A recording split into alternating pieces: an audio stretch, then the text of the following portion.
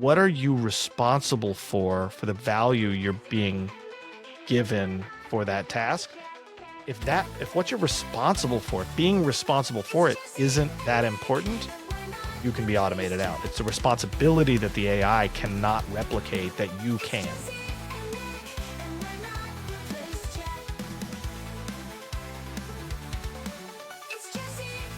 Hello and welcome to episode 5 of Not Replaced Yet, the show that keeps you informed and usually inspired about all things AI. My name is Nick Bushkar and I'm here with my brother Jesse. Say hello, Jesse. Hello, Jesse. Today's episode might not be as inspiring, but we do believe that it is very important for you to understand this topic. Jesse, can you define for us what a zombie job is? So a zombie job is a catchy tune, catchy title, right?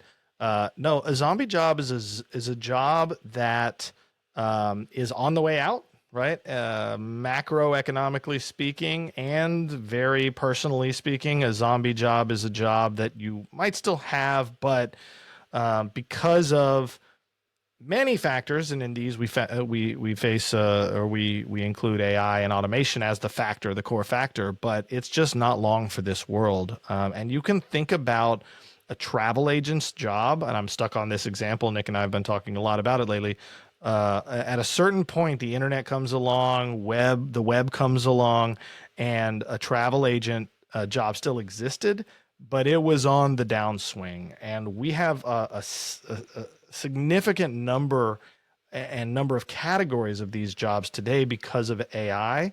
And what Nick and I hope to do is kind of connect the dots for what criteria make up the zombie jobs and the zombie roles, but also like how people that have matching criteria can upskill, can reskill, can evolve to the next tier of that, because a zombie job is not a dead end unless you want it to be. Completely agree. And I do want to say that we are absolutely going to do more content on this topic, on sort of all of the things that touch this topic and the future of work in general. And so please, if you like what you see here, come back. And we are not done talking about this because it is very important. Yeah, 1,000%. I mean, the title of the podcast, the title of this video series is Not Replaced Yet, because many people are worried about their jobs being replaced. And I'm going to share just a quick anecdote. I went to Atlanta yesterday. It was a few days ago from when this will be published, but got a car from the airport to my meeting spot. And the driver, shout out George. What's up, George? Enjoyed the conversation, and the Tesla Model X, man, picked me up in style. But no, it was cool because I was talking with George, small talk with a driver and a passenger, and he said he was looking for a job in IT, and I was like, well, I don't do IT work, but I'm in technology and in the advertising space, and amongst others, and he said, I'm learning AI. And comment, George, on the video if I'm misrepresenting our conversation. But he said, I'm learning AI, and I'm in IT. I'm in the IT field, and I'm looking for jobs. And there's all these job cuts, and we're going to talk about the job cuts in the technology field in Silicon Valley. But he said, I want to learn it. It's intimidating. I don't really know where to start, so I've done a little bit, but I'm kind of worried that I'm just going to get left behind. And it was like the perfect pitch for our podcast, man. It was like this person who I met through synchronicity and just luck was or serendipity is the word I was looking for, and just luck. And he was like, yeah, this is really important and valuable. So I shared with him the podcast, and I would say, like, for those of you listening, we always do our little like, subscribe, share stuff like every good YouTuber does.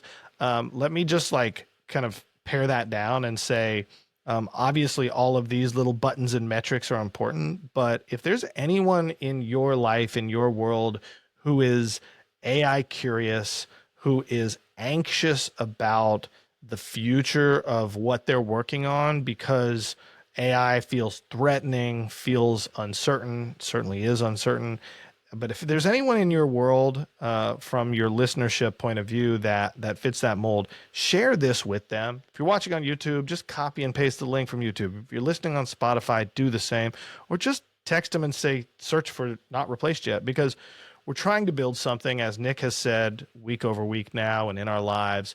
And what that something is a community of people who help each other navigate this rapid sea change that we're all trying to figure out. And don't feel like, and this is a teaser for a little later in the episode, stay tuned.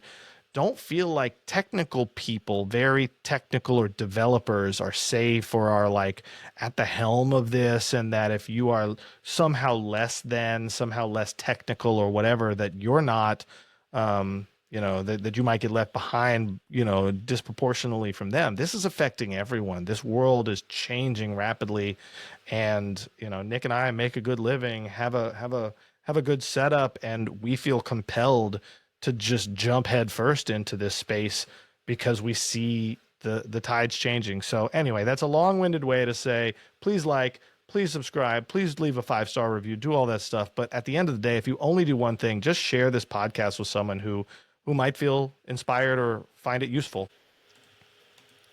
So, getting into the data that we want to present to you to try and show you the landscape of where things are, I started with this study that actually, thankfully, was recently released in January 2025.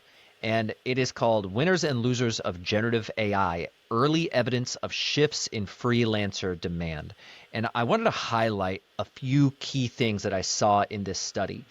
And so, from the abstract, it says demand for substitutable skills such as writing and translation decreased by 20 to 50% relative to the counterfactual trend. And so what that means is that what would the demand have looked like if generative AI did not show up on the scene, right? And so some jobs were at a 50% below that trend line of what it would have looked like if it never showed up.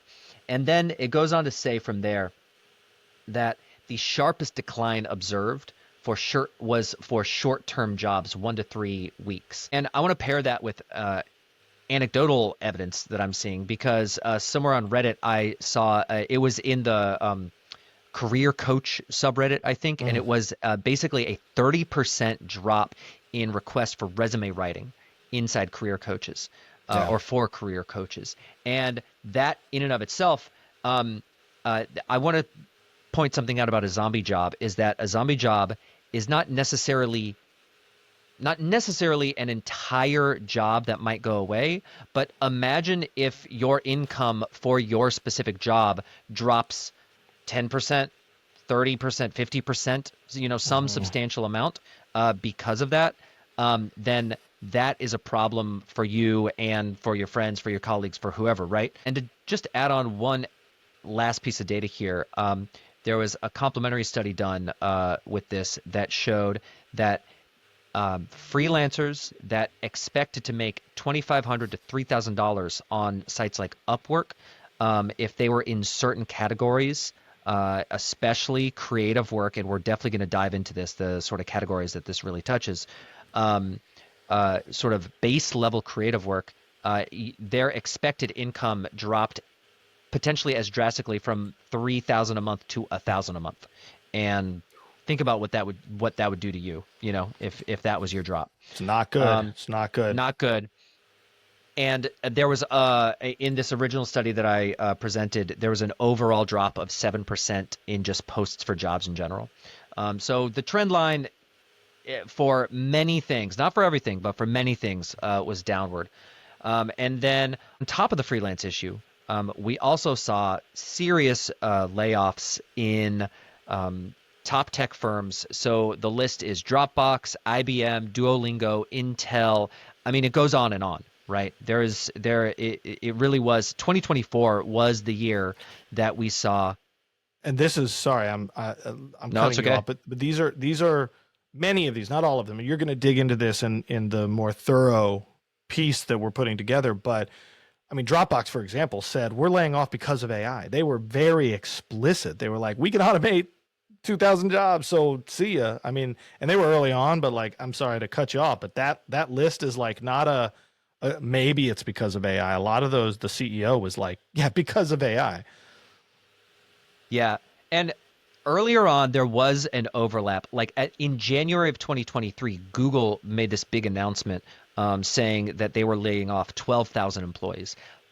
That they did reference AI as something that they were leaning into, but really it had to do with the overhiring pre-COVID and then coming out of COVID. And so there was if you start to tease out the reasons, some places you could say were, because of the economy, because of COVID, whatever. Yeah. But no, like you said, Dropbox said explicitly this has to do with AI.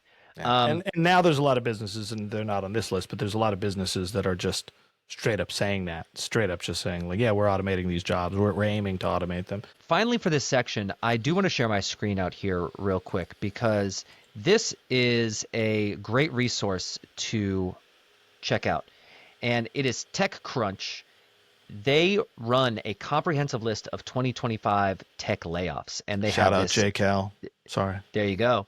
And you can see we are recording on April 25th. This was last updated April 18th. And if we just scroll down, they give the headlines. January 2025, 2,403 employees laid off. February, 16,234 laid off. And then in March, it was more than 8,000. And you can scroll down, and here April has the list that's being tallied up and will be added up here once April's over. In April, 200 people, 100 people, 150 positions, What's that word so in, on and so forth. in the GM? Go back up. What's that word in there? Oh, What are you one looking for? more. Is laying off 200 people at its Factory Zero in Detroit and Hamtramck. Is that misspelled? We got to get AI to proofread this. Hamtramck is a city in Michigan. I just Googled it. Oh, dang. All right. But yeah, and you can just scroll down and look at all these names of companies that you know. So this is a very real phenomenon, right? So Yeah. we're over 24,000, and in April, I'm sure, it's so we're nearing 30,000 tech layoffs for the year. Yeah, some of the broader stats I pulled for our more overview video that we're producing, they just I don't know. I gravitate towards these more detailed, like one company, what their choices are, because you could like the microeconomics of it all, because you can like relate that to humans when you see, oh, we're going to forecast 300 million jobs globally disrupted by 2035 or something. That just gets out of hand, and I can't really wrap my head around it. So I think it's important to like think macro, like think globally, act locally, whatever that translates to in this regard. But yeah, super important to like suss out the rumor and fear mongering from the reality. So thanks for sharing that. I was not aware of the TechCrunch list, and I think that's a great source for tracking it. If we look ahead and we say like, what are and we're gonna do more content on this. I know we said it, but what are like let's talk about zombie jobs as a phenomenon. Zombie jobs, as we defined it earlier, jobs that are kind of hanging on by a thread. They were valuable at one point, and humanity, technology, and the combination of the two have moved past them. And I use travel agents as an example. Blockbuster Video would be example. If you were working, not just like the counter, like as an hourly job, but if you thought your career was going places in 1997 at Blockbuster, you really didn't have a feel for that. That's more like a zombie industry, I guess, maybe a different Zoom level. But let's talk about three different kind of buckets of jobs. We passed this through ChatGPT because we use AI all the time, and it said the three buckets of the undead employment jobs. That's a little dramatic, but I don't know. This idea kind of sparked out of a lot of kindling. We're laying a lot of kindling for this, but this idea sparked because someone who I really respect and I've had a good professional relationship for a long time, she reached out and said, hey, I'm looking for this next gig. and I've hired a resume writing company, and it just kind of smacked me in the face of like, wow, there's still resume writing companies out there. There's still people who are writing as a service for a given format, a given use case, and that is a zombie job. Like that is a direct allegory or analogy or connection to a travel agent in the year 1995 or whatever that year was. Because if you're just providing writing as a service, meaning someone needs you to write something, that writing needs to fit a format towards a goal.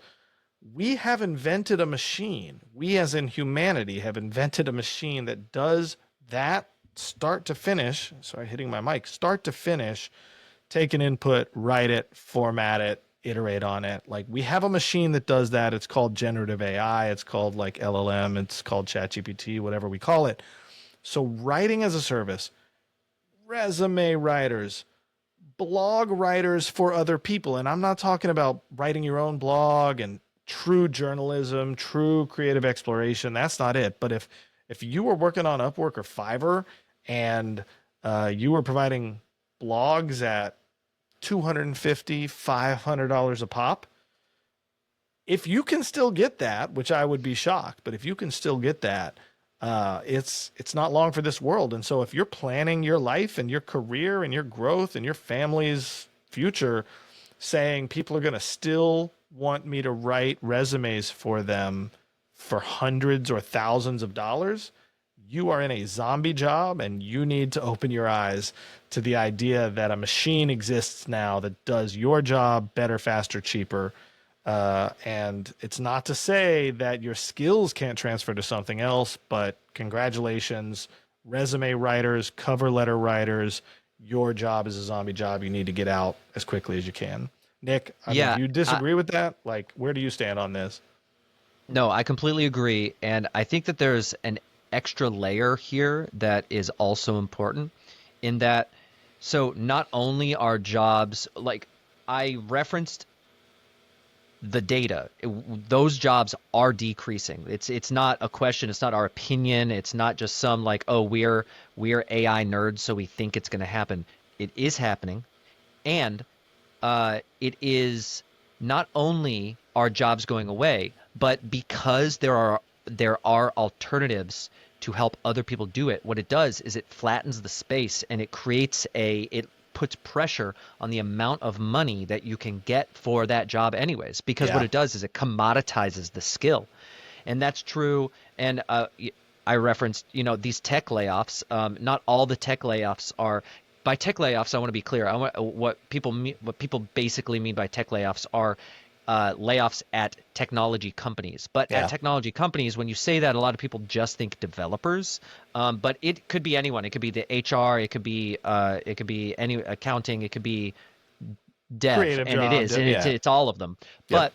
But when you commoditize a job, when you make it more approachable, make it more available for anyone to do, and that includes writing, and that also includes writing code, you lower the wage for that job. And so it's like a double whammy where you have fewer opportunities to do your job, and when you get an opportunity to do it, you make less. So we're going to get back to wage pressures because I think that's a super important point. Nick and I, when we're just riffing on this, which we do plenty, like we do more offline than we do on video because we eat, sleep, and breathe this. But we kind of run into that like, oh, is this job really worth saving type conversation. That's usually my track. And like Nick's always like, well, it's not black and white, and there's wage pressures and there's like negative externalities and trickle downs, et cetera. But so we're going to come back to that in a minute because I don't want to miss that.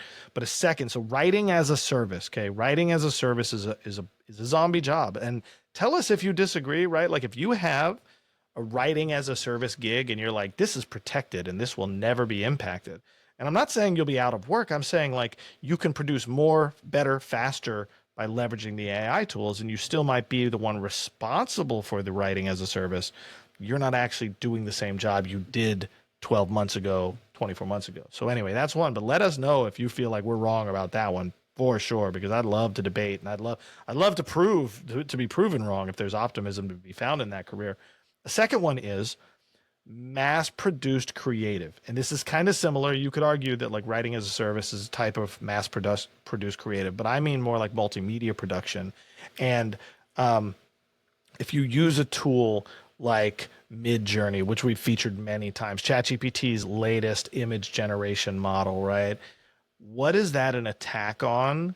It's an attack on stock photography, stock videography, creative as a service that is mass produced, not for any one specific end, but to attempt to be as generic as possible to be used. So if you woke up every day 5, 10 years ago and you produced contracted music, elevator music, themes for commercials, anything in between, well, Suno can do that better, faster, cheaper, right? It just happens. Same with Midjourney or the image generation. Voiceover. Voiceover is such a perfect example. And we work in marketing. I mean, I work with clients that are like, hey, cool, we're going to spend $20,000 on a spot or $60,000 on a commercial. And we get to the end of the planning and it's like, oh, we forgot to budget for a voice actor. And that voice actor, someone is out there wanting $5,000 to voice a commercial or $1,000 or $500 or whatever that going rate is. The point isn't the voice acting. Like I'm not talking about Ice Age. I'm not talking about Pixar movies where there's like true voice actors, but I mean mass produced voiceovers are zombie job. Voice actors are zombie jobs because my $3 a month 11 Labs subscription gets me an infinity amount of good enough voices for basically free relative to the cost. And also like in real time, if I'm doing this project at 11 p.m., I don't have to wake you up. I don't have to bother you. So anyway, that's my second category of zombie job is the mass produced creative that the incentive is to lower cost and increase optionality without regard to the humans in the loop there. Yeah, I agree. I think sort of the key factor there is what this does is it cuts out the lower end jobs in the space. So when you say voiceover, my mind goes to the mobile ad for the maybe the it goes to the mobile ad for the video game Mm-hmm. that you hear kind of depending on, I'm a bit nerdy here, but I hear these ads and I'm like, oh, that's an AI voice. Oh, that's an AI voice. And a few years back, it definitely wouldn't have been an AI voice. They would have gone on Fiverr or some other website and hired some voice actor for that. And now that job's gone. And Mm-hmm. so, like you're saying, of course, it's not taking over Hollywood yet, but it just takes it it raises the floor of like, oh, you need to be at a certain level or get to a certain height or do something to actually get a job in a space where it might have been more available to you previously. Yeah, I think what changes beyond just the people who are making a living at these zombie jobs, because obviously they're the like front lines of who's affected. I think it changes the onboarding skills to get to mid tier and seniority. Is like you don't go the route of like produce a bunch of bad photography and sell it for stock, and then hone your craft so that you can sell more readily. I think it's going to change the onboarding path to these things because I personally don't believe that the truly skilled, truly purpose built are zombie jobs. They might turn into them, but I do not. And I hope this podcast, this show, this video, this episode, and overall, I hope it does not paint you and I, Nick, into a corner of saying that we devalue what it takes to be good and great at these things. It is not that at all. I know you agree with me on that, and I hope that these conversations don't lead people to believe that we're in that camp. I am extremely bullish on the human in the loop, but I think that's where we got to spend the time below the line and say, well, then what is below that line look like? And so that's where the zombie job piece comes in. And so I'm going to give you a third and then we can move forward. I'm curious your take on this, Nick, because this one is more like tomorrow. This zombie job is on the horizon. It's a drafting off of the photography, voiceover, elevator music, low level mass produced creative, but it's the videography, right? It's the video work that we've talked about a lot. If you've watched several of our episodes, you've seen Runway, you've seen Luma, you've seen Sora, you've seen these creative tools to turn text and or images into video. So we're very in tune with like Kling and all these. We're very in tune with like what's possible with these. It's not quite putting people out of work yet, at least not that we've seen, not that the data we've seen shows. And the question becomes is like, is this inevitable? Is it going to be the same path? If we follow the line, the dots that make the line for writing going commoditized, writing as a service commoditized, and stock photography commoditized, cheap VO and elevator music commoditized, does video or a class of video happen there? 6 months ago, 12 months ago, OpenAI, Sam Altman was making the rounds. He's going to MGM and he's going to who bought Max, HBO, Warner Media. He's going to Warner Media and he's saying this is the future of filmmaking is AI. Well, some of that, yes, no, etc. But like at en masse, videographers and video producers are still employed, and they see this wave of software and tools getting good enough to maybe knock at their doorstep. And so I think that we're about to talk about the patterns inherent across these different zombie job categories. But I don't know, Nick, how do you feel about the videographer, filmmaker, video production team member being commoditized into a zombie job category? Yeah, it's just on a different timeline. It's a bit behind things like image creation, music creation, things like that. But that's not the important attribute. The important attribute is that it is going to be some amount of jobs in this space will be replaced, and we can see it because, I mean, these tools are getting better weekly. Legitimately weekly. I mean, my favorite tool right now is Higgsfield, and I wasn't using Higgsfield 3 weeks ago. And Never so, even heard of that. yeah, that's the point exactly. And so, that is, and again, it's about cutting out some of those lower end jobs. Do we Yeah. need to go to Shutterstock to get the stock video of some person walking in a field when we could have that person wearing what we want with kind of a cool pattern in the sky also, and we can Hey, just listen, make it hold on. ourselves. Shutterstock. We'll censor that, but no, we shouldn't go to Shutterstock. They're not helpful. I have a vendetta. So we can cut this whole all the way out or we can censor it. But no, we You wanna shouldn't mark go that? to Shutterstock. Sure. No.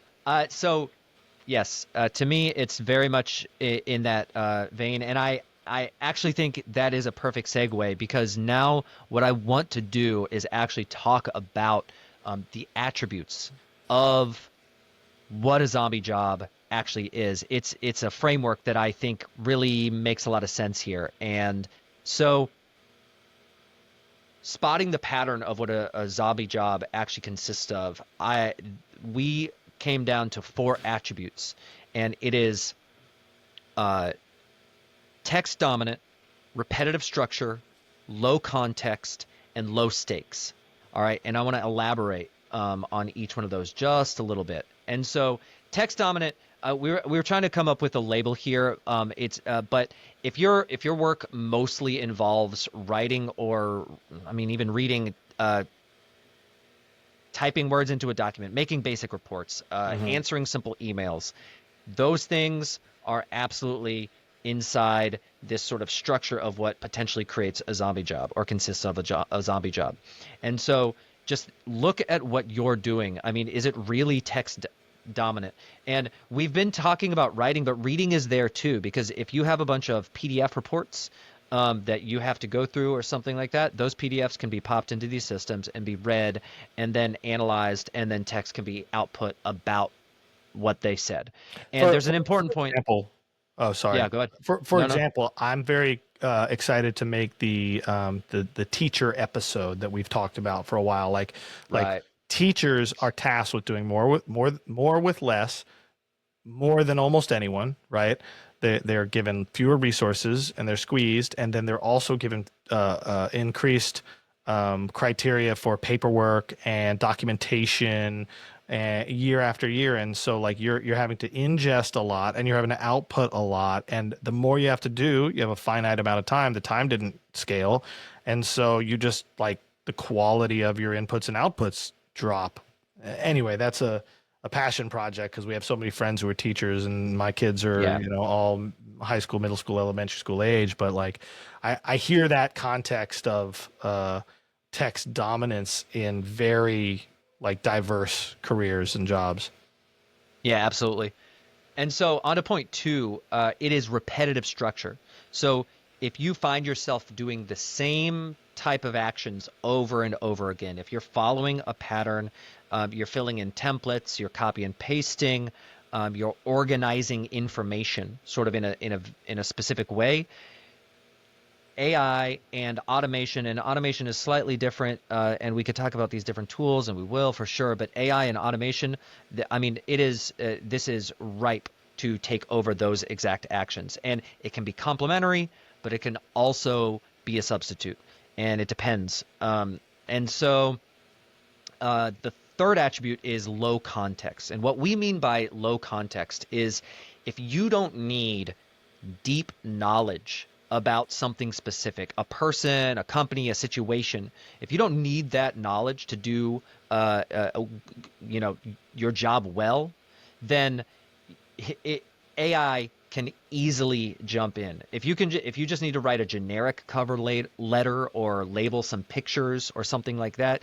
you don't need a ton of personal info to sort of add a ton of high level context. Then that is absolutely an attribute of a zombie job. And I just want to like add to that one, like low context. The word low is tricky because if you need a cover letter for your job, you can say 100 things about yourself and they'll all get considered for your cover letter. Low context means truly impersonal because you can fake personal, and these tools are really good at it. Well, not fake, but you can That's fair. shortcut it. You can shortcut it. But if you Yeah, yeah, if it's truly low context and doesn't really know you or the details, that's different. yeah. Agreed. And I think point four actually is one of the most important things, and Yeah. it's low stakes. All right. And so if it is not a big deal if small mistakes happen, if there's a typo in some blog post or there's like if a translation is just slightly off but you still get the point across, right? Then AI can be trusted to take over Yeah. that path, that task, right? And so if a life is not dependent on it or millions of dollars or reputation is not on the line, then this is the type of thing that people will just pass off to AI. Yeah, 1,000%. It's true. Let me put that in through a different angle, a different perspective. So, resume writer, right? The resume writer gig. As I understand it, I've never used a resume writer, but as we were researching, and I'm aware of this job in history, you pay someone to write your resume. You don't pay them to get you a job. That's a recruiter. A recruiter is different than a resume writer, right? The resume writer says, I will give you a resume if you give me $100 or whatever the fee is. That is very low stakes for the success of the resume in a transactional perspective, meaning the resume writer gets $100, whether that resume gets you a job or not. They have very low stakes. Now, if someone says, I'll write you a resume and you pay me 5% of your starting annual salary, well, that's a little bit different, right? Like you can use AI to do that, but are you going to completely like abandon your own subjective inputs and give it to the AI and think that it's going to be the most successful? No, I very much doubt it.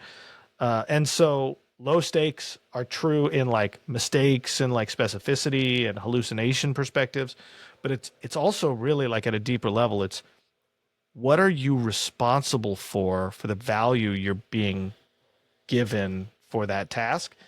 If what you're responsible for, being responsible for it isn't that important, you can be automated out. It's the responsibility that the AI cannot replicate that you can.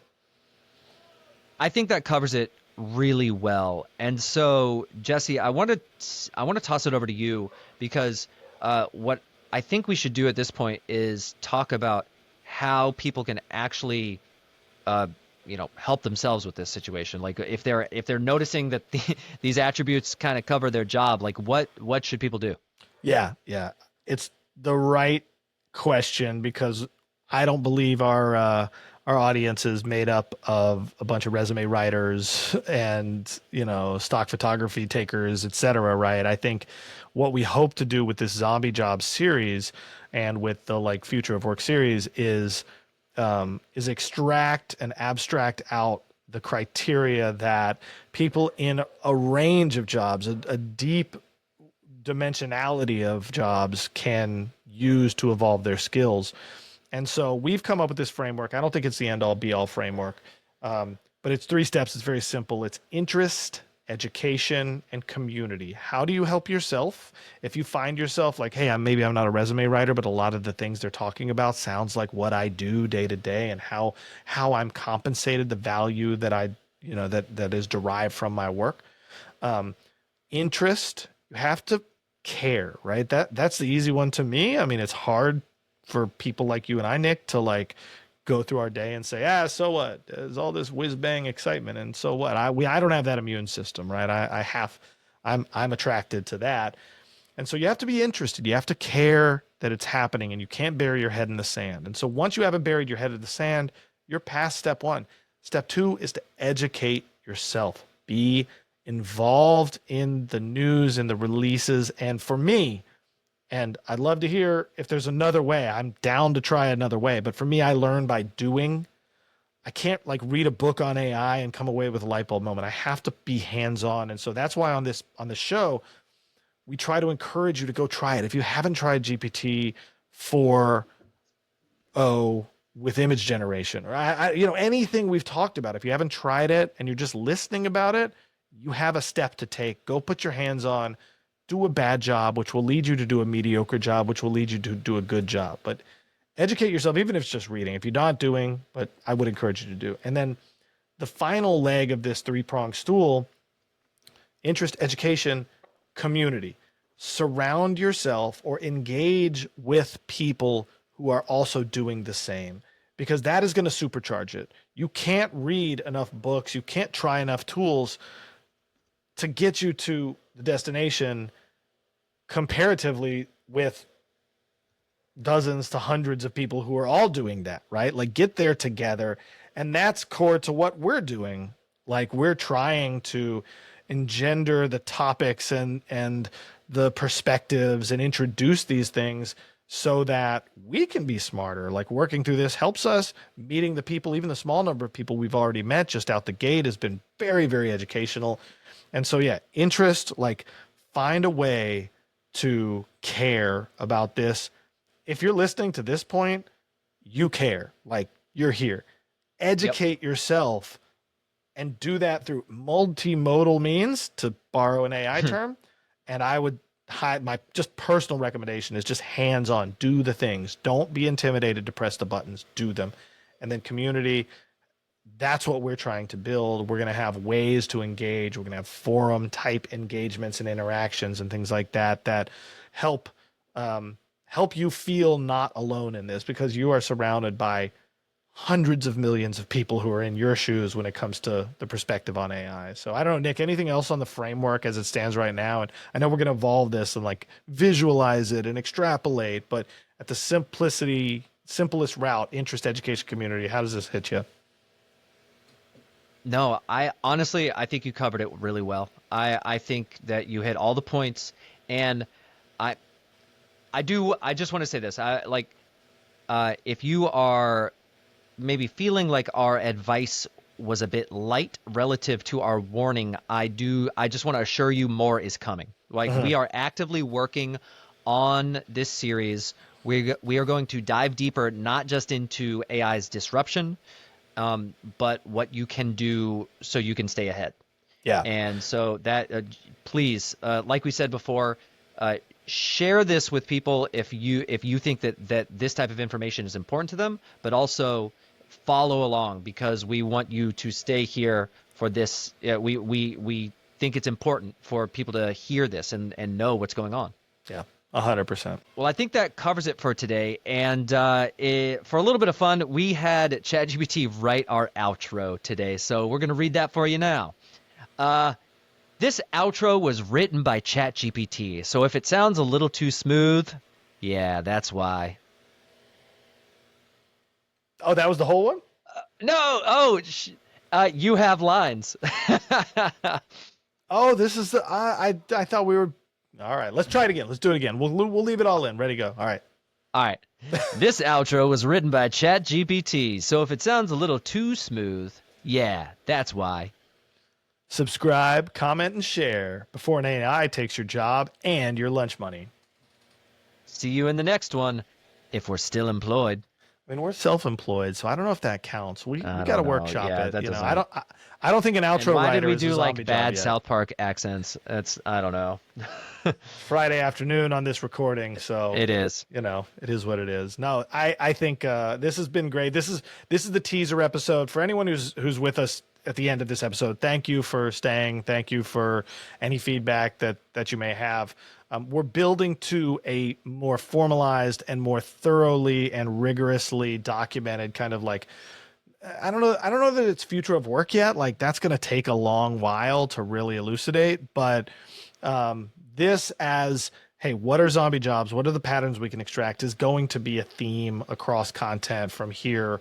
And it's going to encompass optimism. It's going to encompass pessimism. It's going to encompass everything in between. So yeah, thank you for the attention that you've given us so far. We're going to be back at work. We're hard at work putting all this together for you. So as I said at the beginning, do share with, and as Nick said, do share with people who are AI curious, who are AI anxious, and who are AI interested, because we're putting a lot of energy in to help them. And in turn, all of them and the community we're building is helping us a lot. So thank you very much. Nick, anything before we close out?